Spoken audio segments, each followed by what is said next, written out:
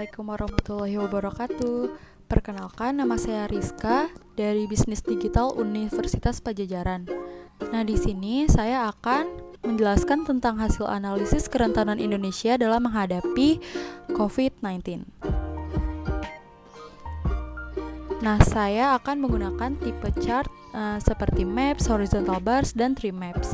Alasan saya menggunakan tipe chart tersebut adalah agar visualisasi data lebih mudah dipahami, yang kedua dapat terlihat perbandingannya, dan yang ketiga dapat dengan mudah terlihat persebarannya. Sumber data yang saya dapatkan berasal dari www.databox.katadata.co.id. Oh ya, saya menggunakan visualisasi data dengan software Tableau Public.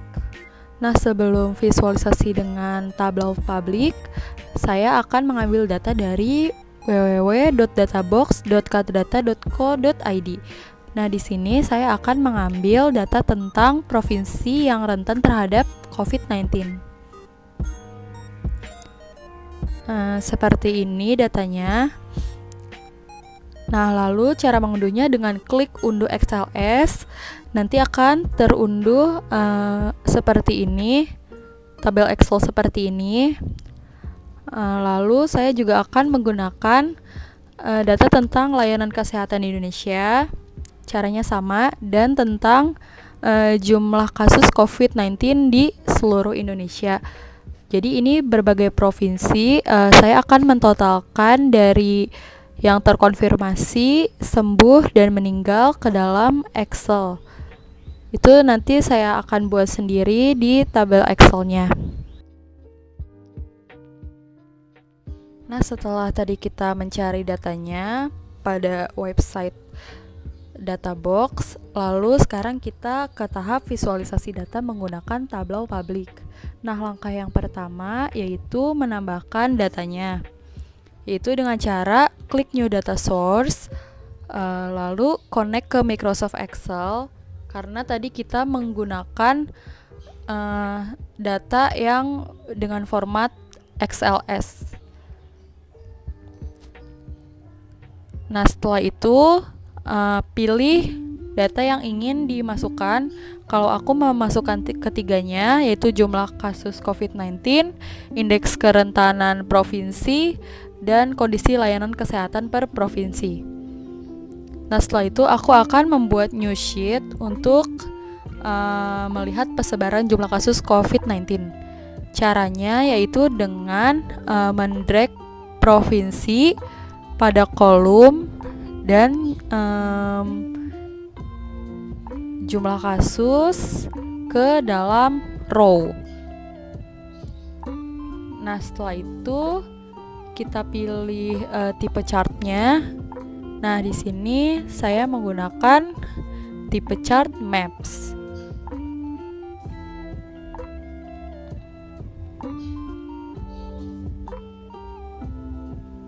Nah, jadi seperti ini hasilnya. Kenapa saya menggunakan maps? Agar dapat terlihat persebarannya per provinsi. Agar warnanya bisa terlihat dengan jelas, saya merubahnya dengan warna merah, lalu dengan stripe color agar terlihat tingkatan warnanya. Nah, jadi seperti ini hasilnya. Dan saya akan melakukan visualisasi tentang kondisi layanan kesehatan tiap provinsi di Indonesia. Caranya dengan mendrag provinsi pada kolom dan mendrag value pada row. Nah, di sini saya menggunakan tipe chart horizontal bars. Jadi seperti ini hasilnya. Lalu saya membuat sheet baru untuk visualisasi tentang indeks kerentanan provinsi menghadapi COVID-19. Caranya masih sama, yaitu dengan mendrag provinsi pada kolom dan mendrag indeks kerentanannya pada row. Saya juga menggunakan tipe chart horizontal bars seperti yang data sebelumnya. Jadi seperti ini hasilnya. Lalu saya akan membuat visualisasi tentang kombinasi antara provinsi, indeks kerentanan, jumlah kasus, dan value layanan kesehatan di provinsi tersebut. Caranya dengan mendrag provinsi pada marks, pada kolom marks, lalu mendrag indeks kerentanan, lalu mendrag kondisi layanan kesehatannya dan jumlah kasusnya. Nah, selanjutnya mendrag provinsi pada kolom, indeks pada row, dan saya akan menggunakan tipe data yaitu tree maps. Nah, jadi akan seperti ini hasilnya, akan terlihat provinsinya, jumlah kasusnya, indeks kerentanannya, dan juga value layanan kesehatannya. Nah, selanjutnya saya akan membuat data story dengan mengklik new story. Nah, jadi data story ini berisi kumpulan-kumpulan worksheet yang telah tadi dibuat. Cara membuat data story yaitu dengan mendrag worksheet yang tadi dibuat ke add caption. Lakukan itu ke semua worksheet yang telah dibuat.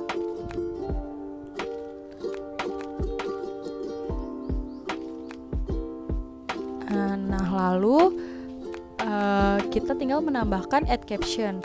Add caption di sini berfungsi untuk menambahkan informasi tentang visualisasi data tersebut. Nah, saya telah membuat story. Jadi seperti ini. Pada sheet persebaran jumlah kasus COVID-19 di Indonesia, dapat kita lihat bahwa provinsi yang paling banyak jumlah kasus COVID-19 di Indonesia adalah DKI Jakarta, Jawa Barat, dan Jawa Timur. DKI Jakarta dengan 2.301 kasus, lalu Jawa Barat dengan 512 kasus, dan Jawa Timur dengan 481 kasus. Nah, selanjutnya kita beralih ke kondisi layanan kesehatan provinsi di seluruh Indonesia. Dapat kita lihat bahwa Jawa Barat, Banten, dan Lampung merupakan provinsi dengan value layanan kesehatan yang rendah, sehingga butuh perhatian lebih dari pemerintah. Bisa kita lihat bahwa value layanan kesehatan di Jawa Barat sebesar 15,43, dan di Lampung sebesar 15,75, lalu di Banten sebesar 20,63. Lalu kita berlanjut ke sheet berikutnya, yaitu tentang indeks kerentanan provinsi terhadap COVID-19. Nah, dapat kita lihat bahwa DKI Jakarta, Jawa Barat, dan Banten merupakan provinsi yang rentan dalam menghadapi COVID-19 karena mobilitas penduduk yang cukup besar dan padatnya jumlah penduduk. Lalu kita akan beralih ke sheet berikutnya, yaitu gabungan antara provinsi, indeks kerentanan, value layanan kesehatan, dan jumlah kasus. Nah, di sini kita lihat bahwa Provinsi DKI Jakarta memiliki jumlah kasus, value layanan kesehatan, dan indeks kerentanan tertinggi nomor 1 di Indonesia. Dan dapat kita simpulkan bahwa fasilitas kesehatan di DKI Jakarta berbanding dengan jumlah kasus dan indeks kerentanannya, sehingga akan baik-baik saja dibanding Jawa Barat dan Banten. Dari visualisasi data tersebut, kita mendapatkan insight, yaitu yang pertama, mengetahui persebaran jumlah kasus COVID-19 dan kerentanan dalam menghadapi COVID di seluruh Indonesia. Yang kedua, DKI Jakarta, Jawa Barat, dan Jawa Timur merupakan provinsi dengan jumlah kasus terbanyak di Indonesia. Yang ketiga, DKI Jakarta, Banten, dan Jawa Barat merupakan provinsi yang paling rentan menghadapi COVID-19.